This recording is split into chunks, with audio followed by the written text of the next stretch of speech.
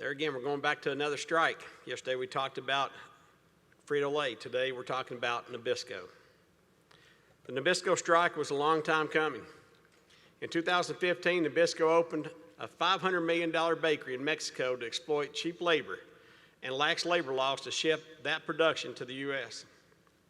Since 1998, 10 Nabisco bakeries have closed, costing thousands of good middle-class jobs for our two countries.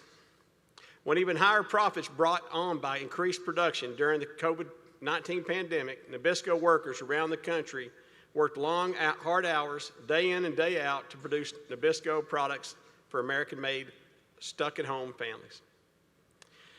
At the core of the strike was the shameless demand for worker concessions by a highly profitable company that paid its CEO $18 million in 2020. Mondelez Nabisco earned more than $1 billion in just the second quarter of 2021 on $6.6 billion in sales. From 2016 to 2020, Nabisco workers worked without a contract. In 2018, the company stopped contributing to the BNC pension plan, throwing thousands and thousands of current workers and retirees into uncertainty. The company threatened to take even more benefits away beyond that. In 2020, due to the COVID-19 pandemic, union members were unable to resolve grievances while working without a contract. For ones that don't know, if you don't have a contract, there's no arbitration. That's why they couldn't get resolved. At one of the Nabisco bakeries, the entire workforce called off an entire 24-hour period. It just so happened it was on straight time day. Isn't that right, Portland? 364. That's right. That's right. I want to say something there. When that happened, we got a call. They wanted to know if they was on strike. The company didn't know, didn't have a clue. The workers did that on straight time day because, you know, Sunday was double time day and we weren't going to affect that. This spooked the company, and Nabisco reached out to President Shelton asking him to help get the workers back under contract. After 4 years, they didn't care. Now, all of a sudden, one shop made a difference.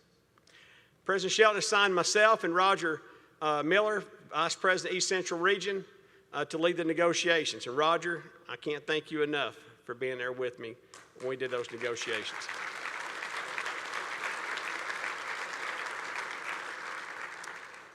We worked out a one-year agreement that was ratified by the membership and got them back under contract. In the 4 years there, 1,500 grievances unresolved from 7 Nabisco locations. During that year, the company continued to display an arrogant attitude and disrespect to our membership. Those 1,500 grievances, just so you know, we got just about all of them resolved that we could. There are still a few pending arbitration, and I know like Local 42 and some of the other locals, they have got people paid. And they kept the fight going, and they're still fighting today, and I want to give them a lot of thanks too. Continue to fight, yes. Nabisco's response to our loyal, hard-working employees was to close 2 more BCTGM bakeries in June and July of 2021 in Fairlawn, New Jersey and Atlanta, Georgia, and ship 1,000 more good middle-class jobs to Mexico. National negotiations still had to continue with the remaining 5 locations. Nabisco arrived at the bargaining table insisting that they had to have a 2-tier health care program for new hires, eliminate premium pay on Saturday and Sunday, and hire 30% temp workers to supplement the union workforce and a lot more unrealistic demands beyond that. In the final days of the contract negotiations, it appeared the strike was unavoidable. Provoked by round after round of demands by Nabisco for concessions and givebacks, workers at Nabisco plants around the country reached a breaking point. While we were in negotiations in Baltimore, Maryland, and the company was out of the negotiations room in caucus, we had Matthew Clark, BCTGM Director of Research and Education, lead a strike preparation training. I want to thank Matt Clark for that.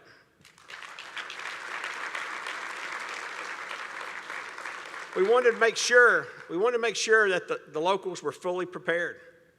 When the next few weeks, our members in Nabisco plants insisted they were ready to strike.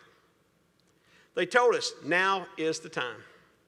The negotiating committee decided to stagger the strike start date at Nabisco plants over a period of weeks to build support and maintain interest in the media.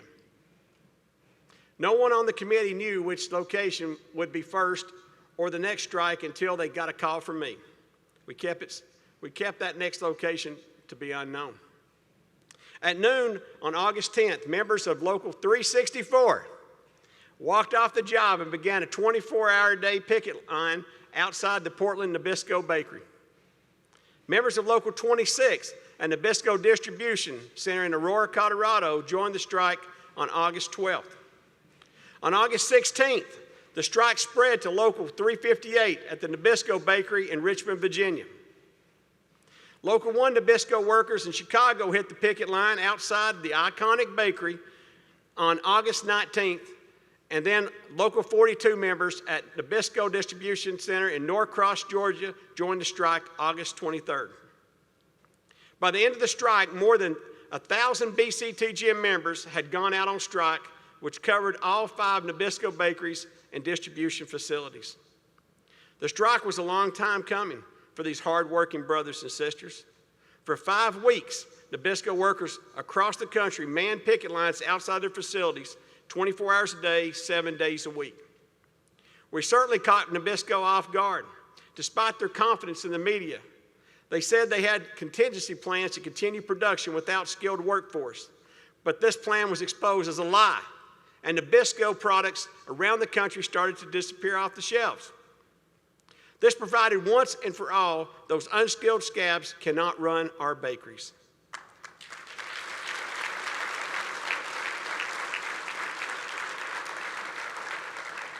Look, brothers and sisters, our union brothers are the ones who can run our bakeries.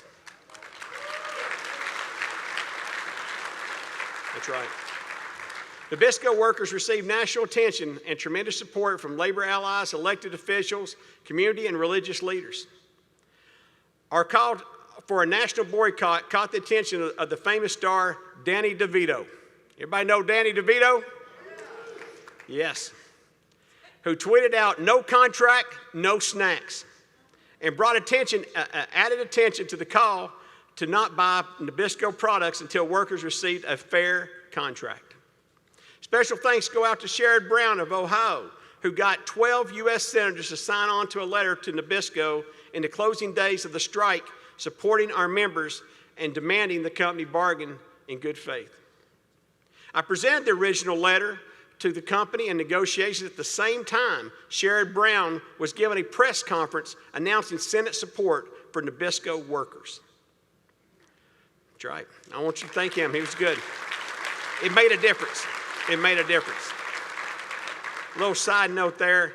When I presented to the company, and I know my committee knows that, the company didn't know what to think when they had I had the official letter with official signatures on it from those 12 senators, and I read it to the company, and I handed it to them.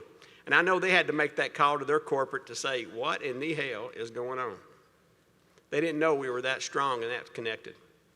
We also thank Liz Schuler, who is the first in her first few weeks after taking office, after the passing of President Trumka, traveled with President Shelton and Harry Kaiser to Richmond, Virginia, and spent hours walking and talking with Local 358 members on strike. In the end, the company got the message. Nabisco Mondelez dropped its 2-tier proposal to provide less generous health benefits for future hires and its proposal to eliminate Saturday and Sunday premium pay. The company also dropped its demand for temps to try to replace us and take our jobs away. And after 39 days, the workers overwhelmingly ratified a contract with no changes in health care and substantial wage increases. Amen. Brothers and sisters, our workers won. We won.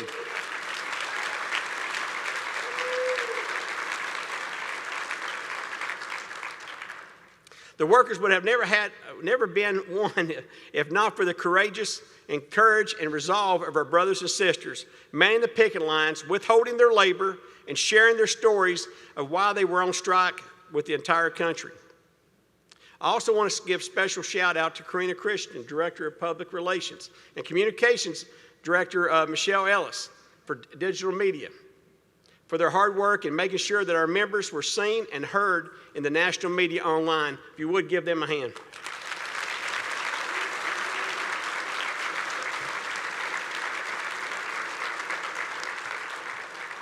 The BCTGM has shown once again that this union will do whatever it takes, make any sacrifice, take on any employer or adversary in order to preserve the rights and jobs of our members and the standard of living of BCTGM families. That's right.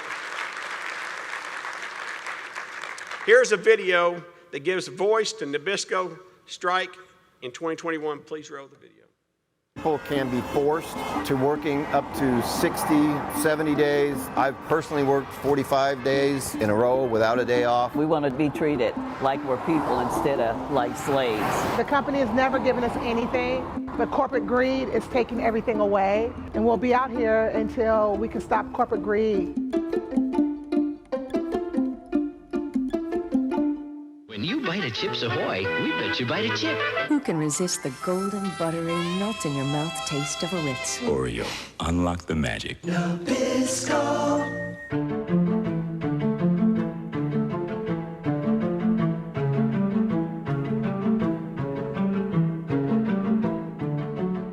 They came with some demands in the last negotiation that were all takeaways. They wanted to take our overtime away. They wanted to put us on a 7-day work schedule, 12-hour days. They currently want to change our overtime pay so that if you work all that time, you will end up eventually getting paid less for working that amount of time.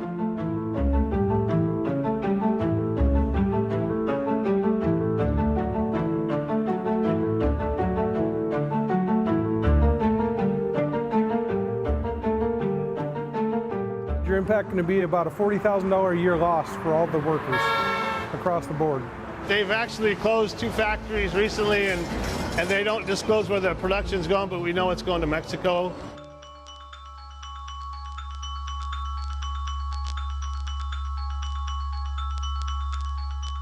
It sucks. I just turned 55 years old, got 37 years. With the COVID-19, I don't know who's gonna hire me right now. Everything going to Mexico. All of it. I grew up with Nabisco products, Oreo, cream and crackers, Chip Ahoys. I knew they were made here. I knew they were made around the corner for where I live. To see those things go to another country where people are making less pay and the company's still making billions, it's disheartening.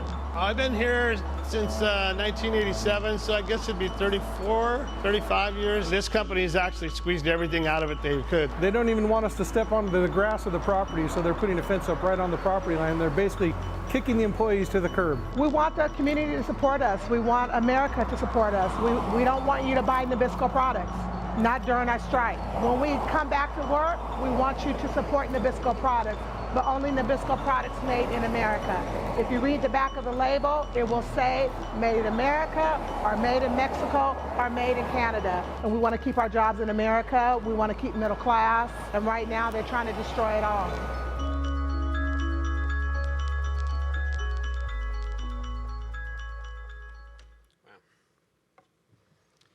Now I'd like to introduce 2 important faces behind the Nabisco strike to tell us more about the spirit and solidarity of the strike. I call on Veronica Hopkins from Local 1 in Chicago and Darlene Carpenter from Local 358 in Richmond, Virginia. Come on up, girls.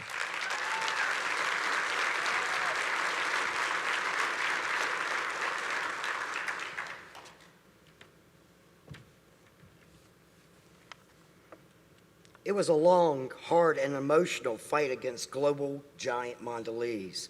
But in the end, we won, and we won in every sense of the word.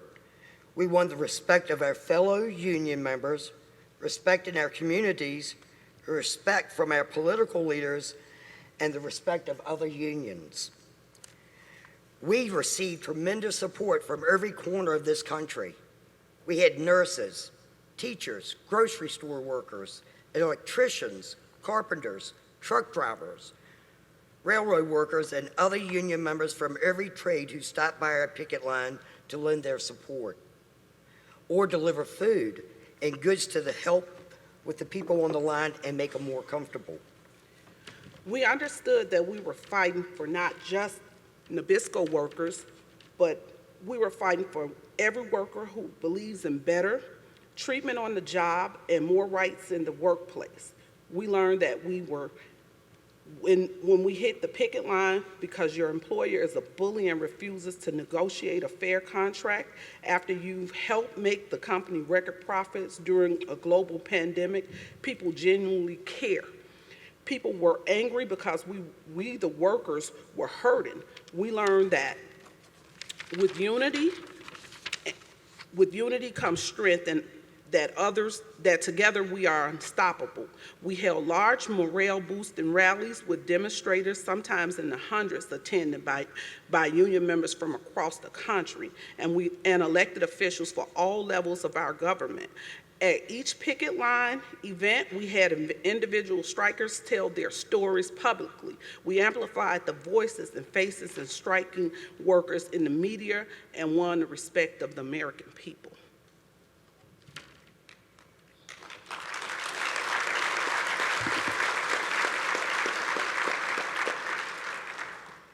We hope that our fight inspired others to take a stand, to refuse to give up. With grit and determination and tremendous courage, we lasted one day longer and one day stronger. Right.